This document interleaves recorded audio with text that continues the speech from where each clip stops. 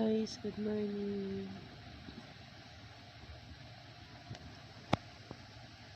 Kumusta kayong lahat?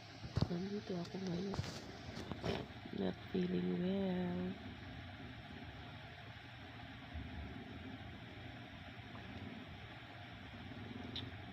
Ganito pala pag tumatanda ka na, no?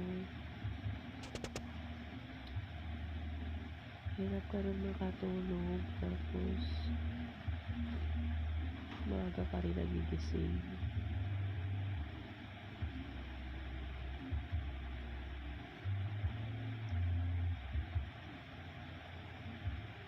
Yung mata mo gusto pang matulog, pero hindi mo na magawang matutulog ulit.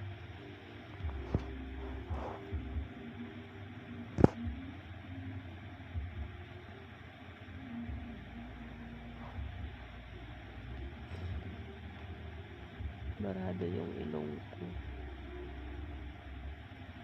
Oras na ngayon is 9 AM. Nakatulog ako kagabi 11:45.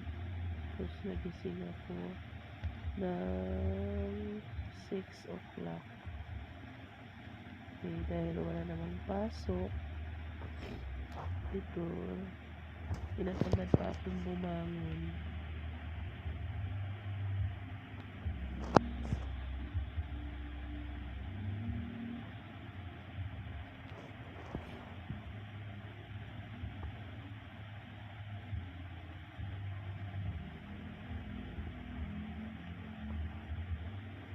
Nakakatakot na yung panahon paligid. Hindi na kagaya dati.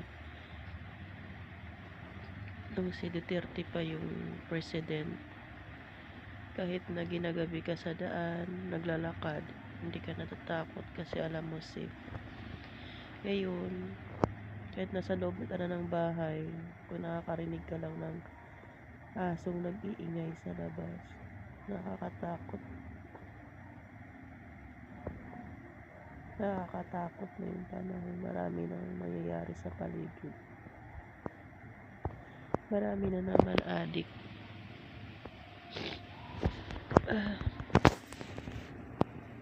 Hindi na safe. Yung mga adik naglalakad na sa daan na walang salawan. Hindi na nila alam ang ginagawa nila. Kaya tayo ng mga nanay, hindi tayo makampante kapag yung may mga anak tayo na sa labas pa. Dahil hindi din natin alam kung matsambahan sila, matsimpuhan sila ng mga adik sa labas at mapagkamalan sila kung ano. Kaya yung mga nanay hindi comfortable, hindi talaga kampante pa sa bahay na anak nila nasa labas.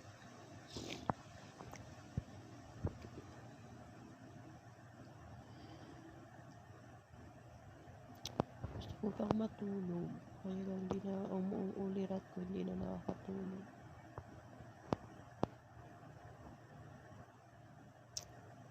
Okay guys, hanggang dito na lang. Bye.